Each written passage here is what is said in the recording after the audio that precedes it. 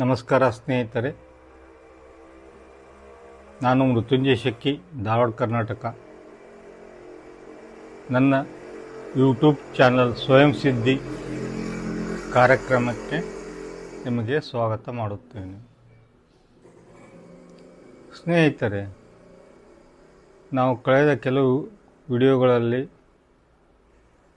ಮಾತನಾಡಿರುವಂತೆ ಆರೋಗ್ಯವು ನಮ್ಮ ಜೀವನದಲ್ಲಿ ಅತಿ ಪ್ರಾಮುಖ್ಯವಾದ ಪಾತ್ರವನ್ನು ನಿಭಾಯಿಸುತ್ತದೆ.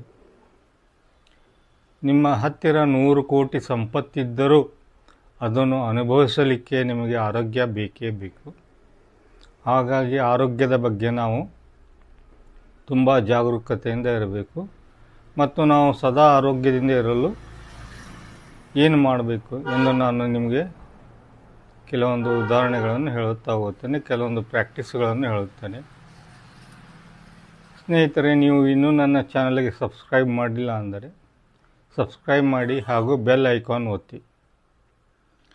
ಸ್ನೇಹಿತರೆ, ನಾನು yoga practitioner, reiki master, cosmic healer ಹಾಗೂ ಅನೇಕ ಗುರುಗಳಿಂದ ಅನೇಕ ಧ್ಯಾನಗಳನ್ನು ಕಲಿತಿದ್ದೇನೆ. ಅವುಗಳ ಎಲ್ಲ ಸಾರವನ್ನು ನಿಮಗೆ ಮುಂದಿನ ವಿಡಿಯೋಗಳಲ್ಲಿ ಹೇಳುತ್ತಾ ಹೋಗುತ್ತೇನೆ.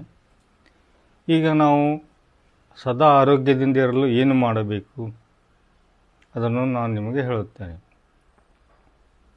ಸ್ನೇಹಿತರೆ, ನಾವು ಪ್ರಾಣಾಯಾಮ ಮಾಡಬೇಕು.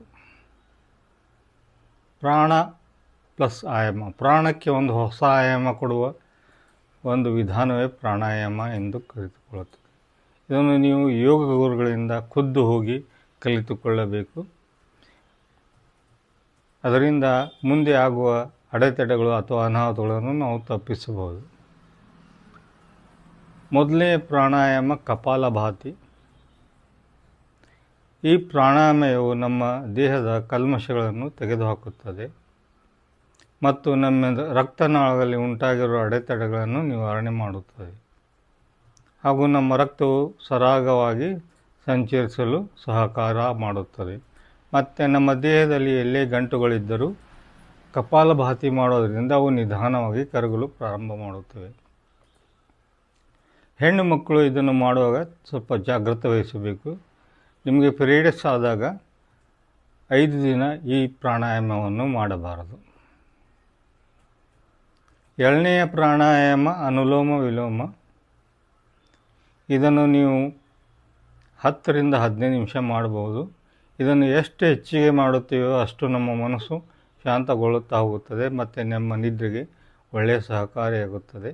ಇದು ನಮ್ಮ ಆರೋಗ್ಯವನ್ನು ಸುಧಾರಿಸುವಲ್ಲಿ ಬಹಳ ಪ್ರಮುಖ ಪಾತ್ರವನ್ನು ವಹಿಸುತ್ತದೆ.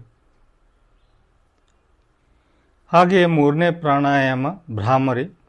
ಇದು ನಮ್ಮ ಮೆದುಳನ್ನು ಜಾಗೃತಗೊಳಿಸಿ ನಮ್ಮ ಮಿದುಳಿನ ಚೈತನ್ಯವನ್ನು ಹೆಚ್ಚಿಸಿ ನಮಗೆ ಇಡೀ ದಿವಸ ಚೈತನ್ಯವನ್ನು ಉಂಟು ಮಾಡುತ್ತದೆ. ಈ 3 ಪ್ರಾಣಾಯಾಮಗಳನ್ನು ನೀವು ಯೋಗ ಗುರುಗಳಿಂದ ಕಲಿತು ಅವುಗಳನ್ನು ನೀವು ಪ್ರತಿನಿತ್ಯ ಒಂದು 20 ರಿಂದ 25 ನಿಮಿಷ ಮಾಡೋದರಿಂದ ನಿಮಗೆ ಕಳೆದು ಹೋಗಿರುವ ಆರೋಗ್ಯವು ಮರಳಿ ಬರಲು ಶುರುವಾಗುತ್ತದೆ ಮತ್ತು ಇರುವ ಆರೋಗ್ಯವು ಸುಧಾರಿಸುತ್ತಾ ನೀವು ಸದಾ ಆರೋಗ್ಯದಿಂದ ಇರಲು ಸಹಕಾರಿಯಾಗುತ್ತದೆ. ಇದರ ಜೊತೆಗೆ ನಾನು ಕೆಲವೊಂದು ಮುದ್ರೆಗಳನ್ನು ಹೇಳುತ್ತೇನೆ. ಆ ಮುದ್ರೆಗಳನ್ನು ನೀವು ಪ್ರತಿದಿನ ಪ್ರಾಕ್ಟೀಸ್ ಮಾಡೋದರಿಂದ ನಮಗೆ ಅನೇಕ ಲಾಭಗಳು ಸಿಗುತ್ತವೆ. 1ನೇ ಮುದ್ರೆ, ಇದು ಮುದ್ರೆಗಳ ರಾಜನೆಂದು ಕರೆಯಲ್ಪಡುತ್ತದೆ. ಇದನ್ನು ಮಾಡುವ ಬಗೆ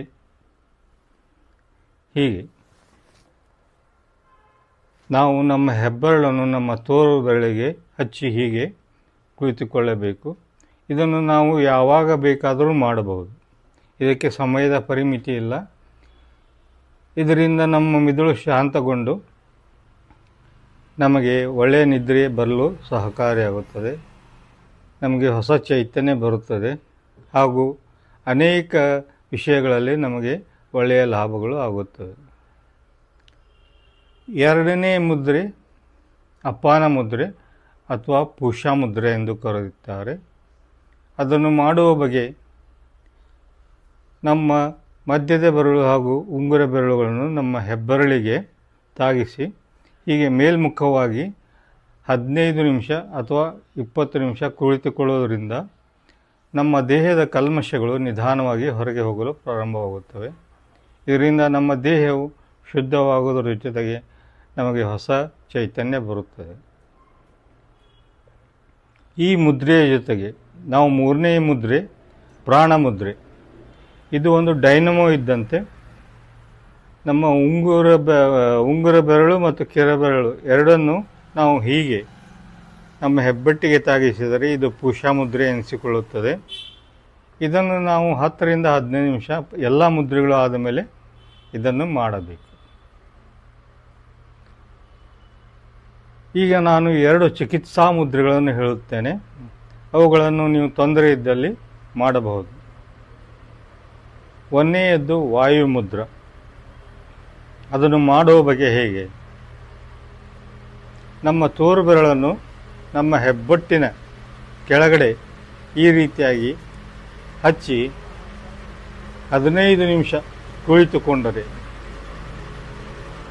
ನಮ್ಮ ಮಂಡಿ ನೋವು, ನಮ್ಮ ಕೀಲು ನೋವುಗಳು, ನಮ್ಮ ಬೆನ್ನು ನೋವು ಇವುಗಳೆಲ್ಲ ನಿಧಾನವಾಗಿ ಕಡಿಮೆಯಾಗಲು ಪ್ರಾರಂಭವಾಗುತ್ತವೆ.